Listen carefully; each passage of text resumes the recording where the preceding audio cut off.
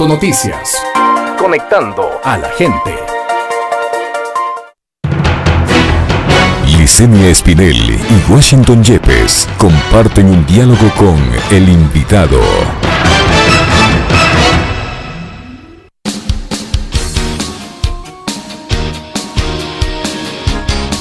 ...8:40, Luis Ángel Saavedra, director ejecutivo de la Fundación Regional de Asesoría en Derechos Humanos, nos acompaña para analizar el informe de la ONU en el que se señala un uso desproporcionado de la fuerza en Ecuador durante las protestas de octubre, inclusive en el ámbito de los derechos humanos y en el ámbito de los medios de comunicación, ¿no? También se hace una observación al tema de violentar la libertad de expresión en alguna medida y también detenciones arbitrarias. Bienvenido, me acompaña Licenia Espinel también en esta entrevista. Licenia. Gracias. ¿Cómo está, señor Saavedra? Buenos días, bienvenido. ¿Qué le parece a usted este pronunciamiento que ha hecho la misión de expertos de las Naciones Unidas? Habla del uso desproporcionado de la fuerza, del bloqueo, el tema de comunicación, así como de detenciones arbitrarias. Ha instado al gobierno a hacer las investigaciones que tenga que hacerlas, pero sin ningún tipo de presión, y a dejar en cierto sentido que la gente, las instituciones, las organizaciones, los medios se expresen. Bueno, cuando hay un informe de un organismo internacional, un informe que observa a un Estado, hay dos reacciones, ¿no? La reacción del Estado, la reacción del gobierno y la reacción de las organizaciones. Para las organizaciones de derechos humanos nos hubiese gustado que el informe sea más contundente, que pueda describir en mayor detalle la información que le habíamos proporcionado. En cambio, el gobierno niega, lo ha rechazado. Lo rechaza, y eso es natural cuando un gobierno se siente aludido, y más que nada cuando tiene responsabilidad, la primera reacción es rechazar. Esto es haciendo, por ejemplo, una comparación con los niños, ¿no? Cuando un niño se roba el chocolate y se come el chocolate, dice yo no fui, y tiene la boca embarrada de chocolate. Eso es lo que está pasando con el gobierno. Sí. El gobierno dice yo no fui, pero la evidencia documental, los testimonios, los videos, incluso ciertas notas periodísticas, lo que ha pasado también con los periodistas, da otra visión de lo que dice el gobierno. Entonces, para nosotros, el informe pudo ser más contundente, pero toma en consideración una cosa muy importante, que es el uso desproporcionado de la fuerza. Ni siquiera dice excesivo, no, dice desproporcionado de la fuerza. Es grave, es fuerte. No, ese es fuerte.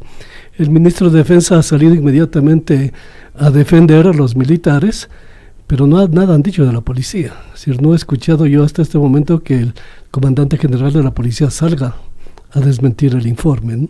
Entonces, todas estas cosas pasan. Vamos a ver ahora cuál va a ser la reacción oficial del gobierno, más allá de las declaraciones públicas. El canciller ya se ha pronunciado, ¿no? Ya ha dicho que este informe es un informe integral. La reacción un poco más, digamos que más violenta, fue del lado del ministro de Defensa, ¿no? Sí, el canciller lo que ha hecho es una declaración pública. No hay todavía un pronunciamiento oficial, ¿no? En este tipo de informes lo que existe sí son declaraciones a los medios, pero otra cosa es la respuesta oficial que ya va por escrito como Estado. Entonces veamos qué pasa ahí.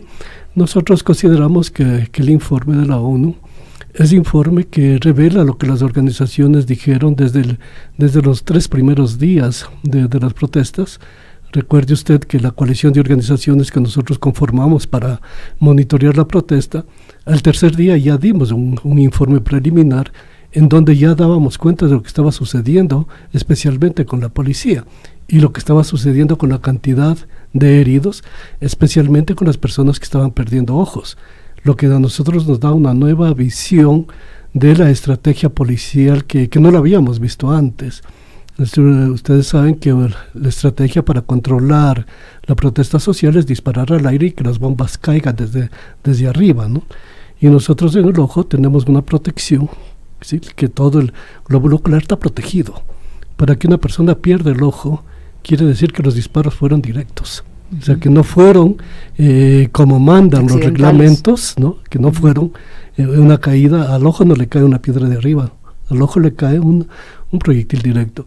Entonces ahí todo ese tipo de cosas tenemos que investigarlo, Nosotros como organizaciones estamos profundizando nuestras investigaciones, estamos haciendo una serie de entrevistas con las personas afectadas para establecer cuál fue el rol de la policía especialmente y desmentir estas versiones que el Estado quiere dar de que aquí no pasó nada, que la policía estuvo en el marco de la ley. Moreno acaba de decirlo también. Claro. Entonces, todas estas cosas con el gobierno trata de ocultar la verdad, lo que trata de ocultar es lo que realmente pasó. El informe de la ONU le contradice y las organizaciones también vamos a estar pendientes de proporcionar mayor información para profundizar el informe de la ONU. Ahora, este informe de la ONU es un recurso técnico muy importante para eventuales denuncias que se puedan hacer sobre este tema, especialmente de la gente que fue agredida de forma brutal y de las víctimas mortales. Y otra cosa más, este uso indiscriminado que se dio de bombas caducadas, pues debe tener un proceso investigativo y sancionatorio, porque fue aceptado inclusive por la propia ministra. ¿Qué dice usted, amigo? Aquí nosotros tenemos un llamado especial a la Fiscalía. No hemos visto que la Fiscalía inicie investigaciones de oficio. No hemos visto. Investigaciones sobre los procesos de los movimientos sociales, sobre el movimiento indígena, sobre los movimientos urbanos que actuaron en las protestas, eso sí se ha abierto de oficio. Entonces estamos viendo un sesgo de la fiscal general, de la doctora Salazar, en el sentido que está interesada únicamente en investigar lo que le conviene al Estado, lo que le conviene al gobierno, y no ha dado un solo paso para investigar de oficio lo que pasó con la sociedad civil. Está esperando denuncias. Y para las organizaciones de la sociedad civil es muy difícil hacer una denuncia por dos razones. Primero, porque tienen miedo. Es decir, una víctima, después de lo que pasó, va a tener mucho temor. Y de hecho, cuando se ha denunciado, por ejemplo, en el caso de Marcoto, del chico que murió en el puente, enseguida las familias fueron amenazadas por teléfono. Enseguida empezaron a recibir llamadas. En el caso de Edison Mosquera, el chico que murió en el Comandá, la hermana fue amenazada, fue llamada por teléfono, mira lo que está haciendo.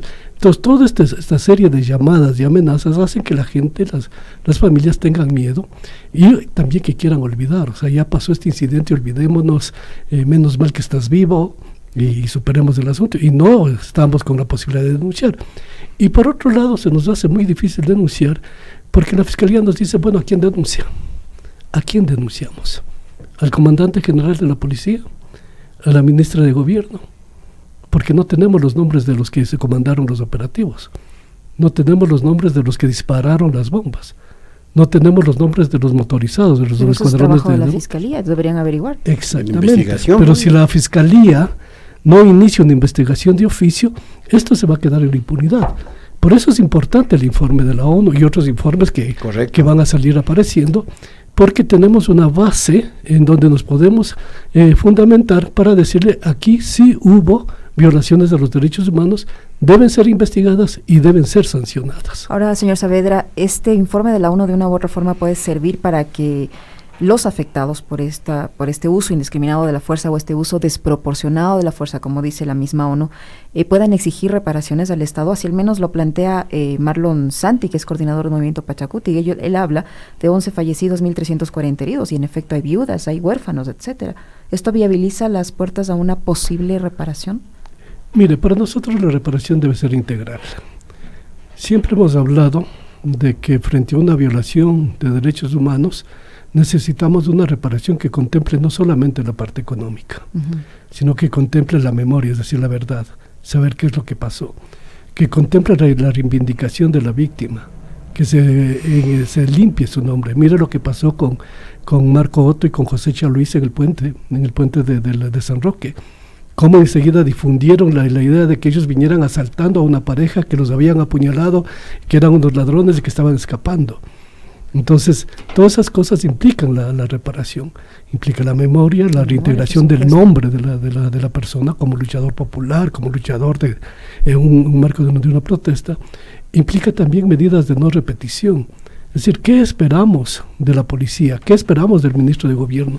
¿Qué esperamos de los militares? ¿Qué esperamos del ministro de Defensa? ¿Cuál es su compromiso para que estos hechos no se vuelvan a repetir?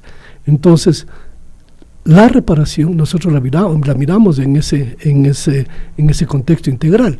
Que no nos pase lo que pasa con las víctimas, que enseguida tenemos toda una jauría de abogados, nosotros les decimos abogados carroñeros, que lo que vienen es a cercar a las víctimas y a ofrecerles todo, a ofrecerles que tienen que indemnizar, y todo está alrededor de cómo indemnizarles, la parte económica. Y eso provoca quiebres en las familias, por cuando se ve desde esa manera. Y el interés del Estado precisamente es que estos abogados carroñeros cerquen a la víctima para que la víctima no vaya más allá de la reparación económica. Por eso nosotros, como organizaciones de derechos humanos, la reparación debe ir mucho más allá de la simple reparación económica. Correcto. También el informe de la ONU habla sobre las agresiones a periodistas, el cierre de medios de comunicación, agresiones a las redes sociales o a varios colectivos que trabajaron a través de redes sociales, que me parece que es un capítulo aparte que también me imagino está siendo analizada por ustedes, ¿no? Como en red. Mire, en el rol de los periodistas hay que analizar algunos aspectos. Una cosa o un nivel son los periodistas de a pie, son los reporteros, son los que hacen la cobertura. Y desgraciadamente en estas protestas los periodistas de a pie, los que hacen la cobertura, en ciertos casos tuvieron que pagar los platos rotos, digamos así, de la línea editorial de los medios, que no lo hacen los periodistas que están en la calle, ¿no? Nosotros hemos visto muchos periodistas que querían cubrir, que querían decir lo que estaba pasando, y rato a los ratos mirábamos los informativos o leíamos los periódicos, y resulta que lo que los periodistas hacían, lo que los periodistas cubrieron, no salió. ¿Y qué pasa con la gente en ese momento cuando dicen, a ver, usted me dijo que me iba a sacar esto, usted me entrevistó para esto, y no sacó nada, usted está vendido? Y como son los periodistas de a pie los que están en medio del tumulto, son los que sufrieron las agresiones, son los que tuvieron que pagar esta línea editorial, los platos rotos de la línea editorial de los medios. Y me parece que los periodistas de a pie, o sea, los periodistas de la calle, tuvieron que afrontar tanto las agresiones de los manifestantes como la agresión de la fuerza pública. La primera agresión hacia los periodistas se da por parte de la policía en el centro histórico. Así fue. La primera agresión. A colegas del diario El Comercio. Exactamente. Entonces, viendo eso, los periodistas, que en otras manifestaciones, en otros momentos, dicen, bueno, nosotros si nos ponemos del lado de la policía podemos cubrir, no nos llegan los gases, es decir, la policía como que nos tiene respeto. Eso se rompió desde el primer día. O sea, desde el primer día los periodistas empezaron a tener miedo a la propia policía, porque fueron golpeados. Entonces, un periodista en la mitad del conflicto, que sabe que la policía le va a golpear, que sabe que tiene problemas con la muchedumbre, entonces lo que puede hacer es proteger su vida, es decir, ya no me meto, y si no me meto donde está el conflicto desaparece. Entonces, eso pasó con el periodismo. Con un gran sector. Sí, con un sector del periodismo. Lo otro es la retención en la Casa de la Cultura. Ahí tenemos diversidad de opiniones, hemos visto los chats que cruzaban los periodistas. Entonces ellos decían, no estamos retenidos, los otros decían, sí estamos retenidos. Había llamados de los propios periodistas a que por favor se calmen, que no echen más leña al fuego, sino que un poco miremos la situación, que lo que se estaba dando, el enojo también de la gente porque no salía lo que la gente estaba diciendo, no salía lo que la gente estaba haciendo, y claro, entonces aquí me reportan en vivo o no salen, aquí me reportan en directo o no salen. Entonces ese es un episodio entendible, no justificable, entendible en el marco de este conflicto y en el marco de la frustración que tuvo la gente al no ver que su discurso está representado en los medios de comunicación masivos, salvo algunos medios como acá esta radio, que también sufrió las consecuencias precisamente por hablar, y otros medios digitales que también se los tachó de mentirosos, de noticias falsas, ¿no? Nosotros le hemos dicho a la ministra, a ver, identifique una sola noticia falsa que haya sacado en red de las organizaciones, una sola, para decir que hemos mentido. Identifique una sola noticia falsa que haya sacado la UAMPRA, una sola. A la CONAIE se le fue una noticia, dio por muerto antes de hora a una persona que después murió, una que fue reproducida luego por otra organización, pero inmediatamente fueron descolgados.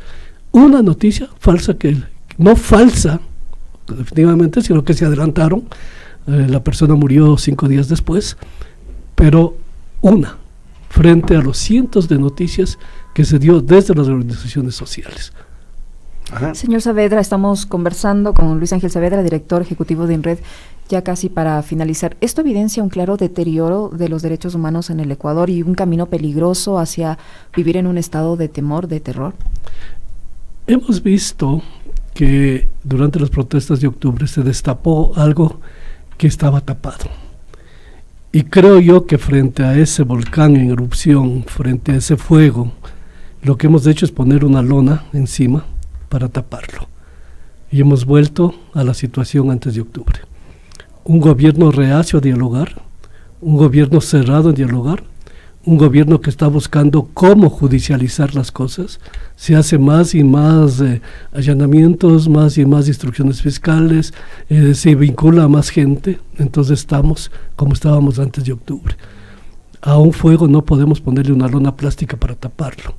Eso tarde o temprano va a explotar de nuevo. Nos da mucho temor lo que está pasando ahora frente a una ceguera del gobierno. Mandar una caravana de carros a un sector donde tienen los muertos, como es Umbagua, es un error, digamos un error que de infantil. ¿Por qué no coordina con las autoridades indígenas para entrar a las comunidades? ¿Por qué quiere entrar solo? ¿Y por qué quiere entrar solo en horas en que las comunidades están trabajando? Si usted llega a una comunidad de día, la gente no está ahí, está en la montaña, está en los páramos, está cuidando sus ovejas, cuidando sus vacas. ¿Y por qué entran con toda una caravana? Y luego generan toda una conmoción a través de los medios de comunicación social diciendo que les han impedido, diciendo que no han podido y que este es territorio ecuatoriano y que pueden entrar cuando quieren. Esta forma de no coordinar, esta forma de seguir presentándose como el ente prepotente, como la autoridad prepotente que puede entrar cuando ellos quieran, eso está haciendo más daño. Y más todavía cuando pretenden entrar en sitios donde todavía están recordando a los muertos de octubre. Así mismo es. Muchas gracias, Luis Ángel Saavedra, él es director ejecutivo de la Fundación Regional de Asesoría en Derechos Humanos, INRED, por habernos acompañado. Y con esto, gracias por estar aquí. Con esto nos despedimos, amigos. Les agradecemos como todos los días por su sintonía, que disfruten del resto de la mañana. Es una mañana hermosa, ahorita tenemos cielo prácticamente despejado. Ya mismo volvemos con el programa En la Oreja, Opinión Ciudadana, Participación Ciudadana, donde vamos a profundizar justamente el informe que ha dado la ONU sobre las protestas de octubre con la participación de todos ustedes, amigas y amigos. Hasta pronto.